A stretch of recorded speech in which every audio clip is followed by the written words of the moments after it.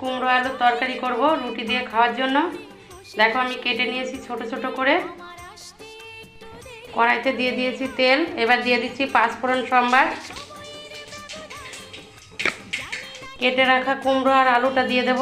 লবণ আর হলুদ দিয়ে দিয়েছি, আর দিয়ে দিচ্ছি কাঁচা লঙ্কা টমেটো। এবার ভালো করে আমি একটু ভেজে নেব। এই কুমড়োটা আমাদের বাড়িতেই হয়েছিল, মিষ্টি কুমড়ো। এই দেখো কাঁচা কাঁচা কুমড়ো, এই কাঁচা কুমড়ো দিয়ে তরকারি করলে না রুটি খেতে খুব সুন্দর লাগে। কুমড়ো আলুটা ভাজা হয়ে গেছে, এবার দিয়ে দেবো জল। জল দিয়ে দিয়েছি, এবার আমি ভালো করে ফুটিয়ে নেব কিছুক্ষণ। সামান্য পরিমাণে একটু চিনি দিয়ে দিচ্ছি তরকারির মধ্যে। তরকারি প্রায় হয়ে এসেছে, এই দিয়ে দিচ্ছি একটু কস্তুরি পাতা ছিটিয়ে। এটা দিলে কিন্তু খেতে দুর্দান্ত হয়। দেখো প্লেটে তুলে নিয়েছি, তরকারি বাটিতে নিয়ে নিয়েছি।